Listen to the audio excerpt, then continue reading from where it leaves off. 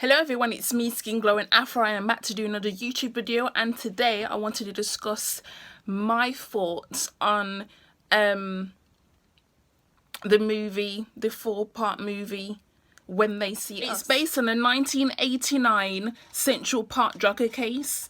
So now, originally I didn't even know about the whole situation before I actually saw the documentary / movie.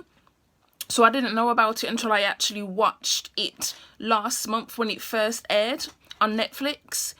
And I was just like,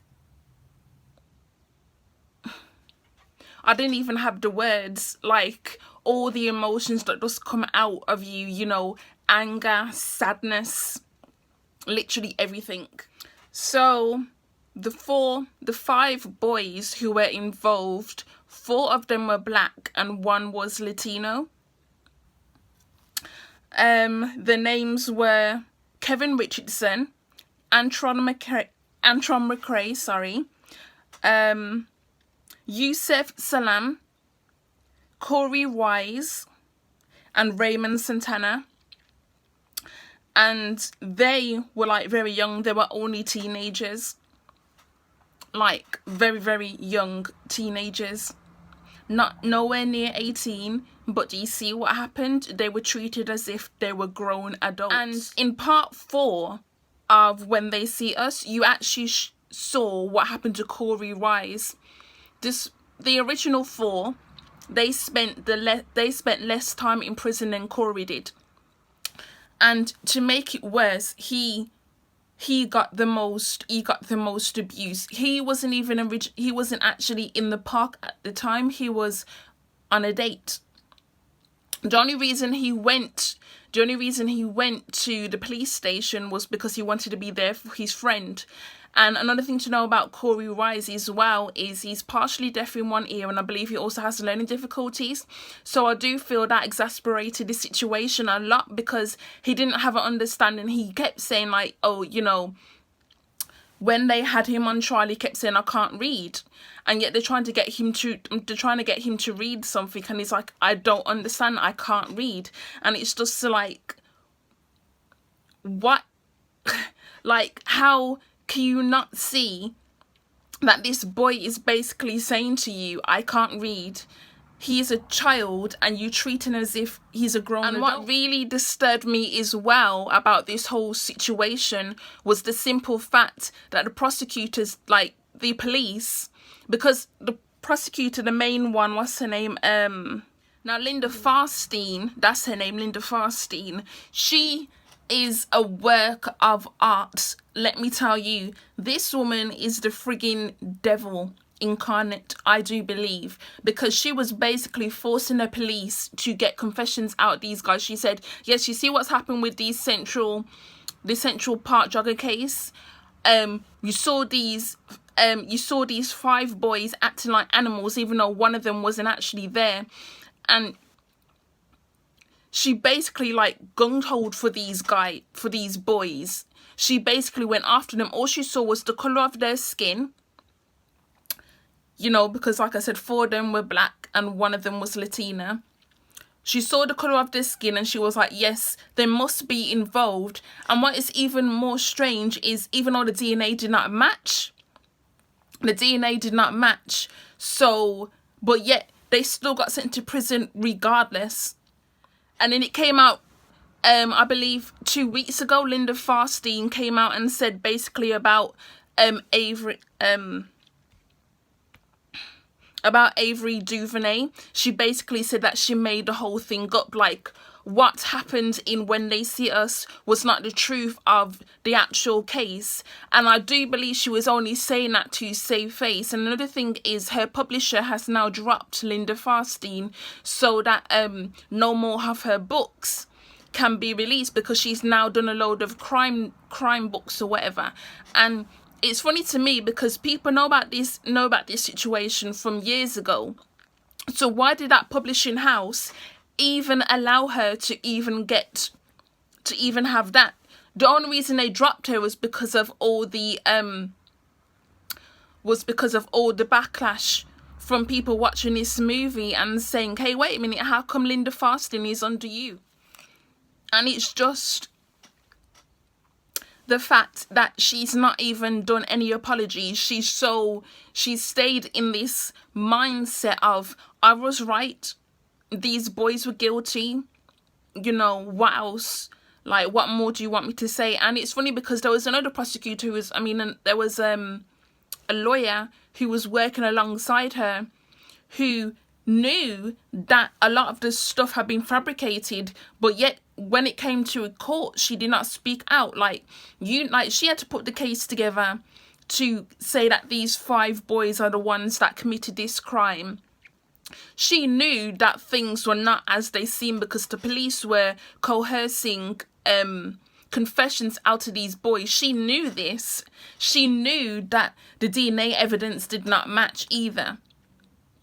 But yet she still went ahead and went against them. It took me a while to come on here and do this YouTube video because I actually meant to do it last week, but I kept putting it off because my emotions from watching this has still been kind of up and down the place.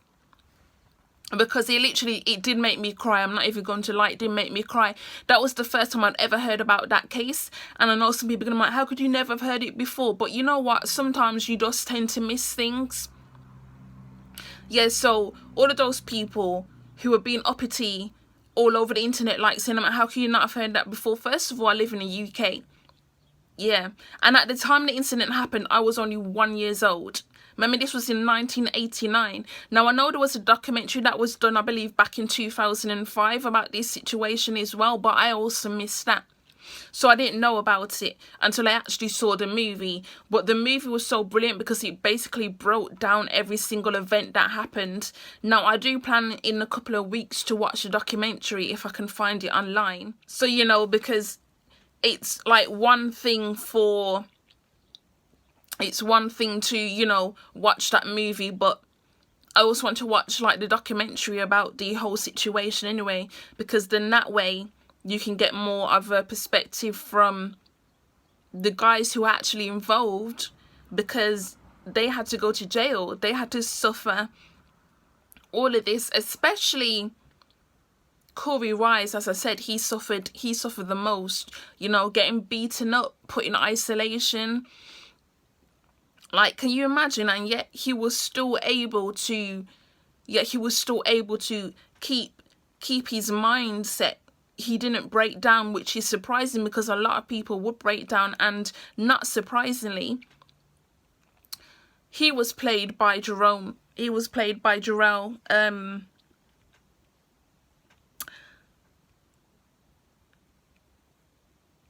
Yep, I was right. He was played by Jarrell Jerome. And Jarrell Jerome played Corey Rice is both his teenage form and him as an adult when you saw him, you know, come out of jail. And they also showed how Corey, when he was in jail, he actually met this prison guard who, even though he was white, he basically took care of him. You know, he made sure that he was okay. And I think that prison guard was responsible for basically keeping him sane, because I do have a feeling that he knew that he was in there and yet he was innocent. And I think also because of Corey's age at the time as well, he was very young, you know. To be very young and placed in an adult prison is a lot. And he was moved from prison to prison to prison. It's like, it's mad. It really is mad.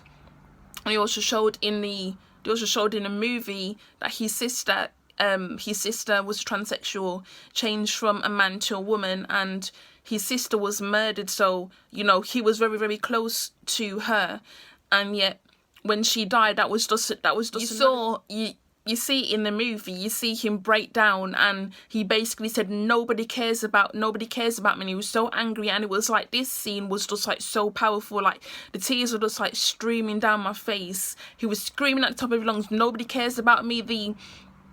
The pastor was trying to calm him down. He couldn't calm him down. And then it was eventually the prison guard, the same prison guard who had always been there for him, was the one who calmed him down. was the one who, you know, gave him a hug and told him basically everything's going to be all right. And you could tell that he cared for him. But it was just like, he had a point though, because like he's in jail for something he didn't even do. And yes, the 5 of them may have admitted to the crimes, but they were coerced into doing it. It's not like they just came up with that themselves. Imagine if you having to sit there for hours on end with the police in your ear telling you this is what happened, isn't it? Because they came up with their own idea of what happened. And they basically said, yeah, this is what we're going to feed into these young boys' heads. Linda Farstein, she literally said about these boys, she called them animals. Like animals. And you know, if you know anything about white people, white racism, that they use the terminology animals, apes, whatever, to describe black people or brown people. So if you haven't watched this, yes, I'm basically just giving you a little brief glimpse into what happens. And also I have to say, this movie was brilliantly done. Ava, you knocked the ball out the park. You seriously, you knocked the ball out the park. Like, it was brilliantly done. Like, I love you. It's weird to say, but I do love the fact that the 5 guys are still alive, because they were able to get their stories told. And this is the thing. It's not just about people saying they don't want to watch this thing called trauma porn. And I literally cannot stand that term, because I don't believe it is trauma porn. I don't believe it is. I believe we need to face it. Yeah, we need to face it full on, because it is still happening. We can't get away from it. No, it's not porn. Nobody is addicted to watching these kind of things. I think that's the wrong terminology to use. I do believe that people have a choice whether you want to watch it or not, but to say that people who choose to watch it, it's trauma porn, like, can we please get rid of that terminology out of our vocabulary, because it's nonsense. It's not trauma porn. We need to understand that these stories are going on continuously, and it is very rare for the people who this happened to still be alive, to be able to tell their stories. So I think we need to acknowledge that they are alive to share their stories, you know, because quite a lot of these documentary movies that are done, they're done by white people, and the person they're talking about is dead. So they don't get the chance to voice their story. They don't get to do it in a way that is accurate to what actually happened. But this is accurate to, you know, to what happened. So I do believe that it is important for us to, even if we don't watch them, to at least read up about them to see what happened. Because in order to beat the enemy, we need to be aware of what they are doing at all times, you know, as they say, getting cold. So at the end of the documentary, obviously you see them, they all get freed from jail. You see in part 3, you see Antron, you see Yusuf, you see Raymond,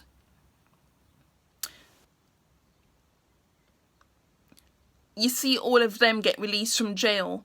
The fourth one was the fourth part of the movie was dedicated to Corey Wise solely, because he spent the longest time in jail. Some more time needed to be done on his story.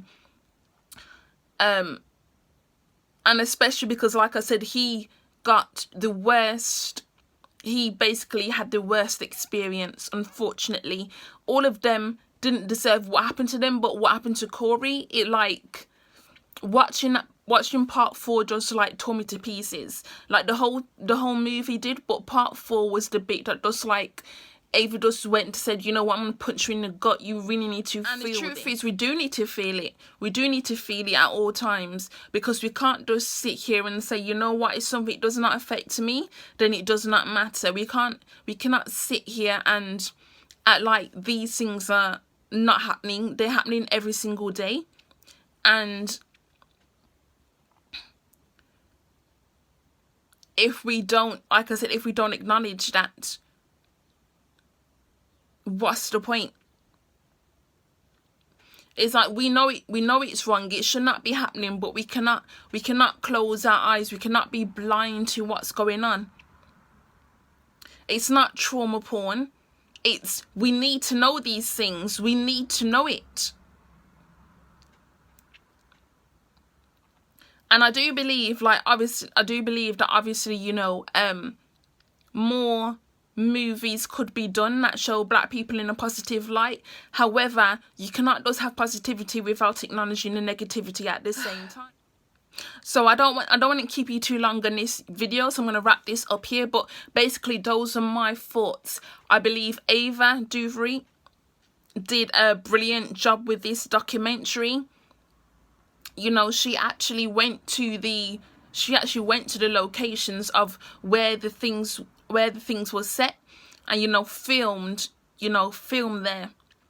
And I think that was brilliant that she actually did that, because it gives you a sense of realness. It gives you a sense of something to attach to, rather than if she just said, you know what, okay, this happened here, but I'm going to film it in some completely different location. It wouldn't have made no sense, you know. So I'm glad that she did that. I think it was an amazing thing. So well done, Ava. Well done, Ava. And to Kevin Richardson, Antron McCray, Yusuf Salam, and Corey Wise. I mean, I honestly don't know what to say. The fact that you went through that and you're still here, you're still strong. I mean, a lot of them are married now. Like, I believe three of them are married and have been married for a very long time.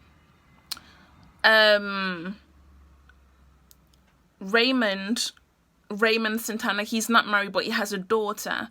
And as far as I'm aware, Corey Wise is not married, nor does he have any children, but I'm not too sure, because not much information is out there like that. But I presume that it's he doesn't.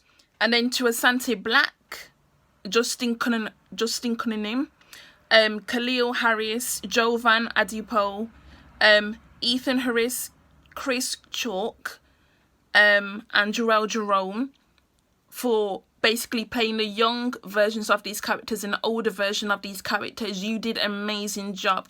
Like, all 5 of you did an amazing job. Like, amazing. Like, your acting skills were on point, and especially Jarrell Jerome, like, him as Corey Wise. Like, I saw this one clip online of the actual interview, of Corey Wise's actual interview, and when you see Corey Wise playing, when you see Jarrell playing Corey, it is so eerie, because it is so close to how Corey was actually in his actual interview. It is so strange, and that's the thing about being a good actor. You have to immerse yourself into the character. So big up to all of those men. You did an amazing job. Like, literally amazing job. And especially, like I said, especially big up to Jarrell Jerome. Like, you need some awards, because, like, how can I not see that performance and not give you no awards? So let me get this video edited and uploaded for you lot. I shall see you in a bit for a couple more YouTube videos. Okay, bye.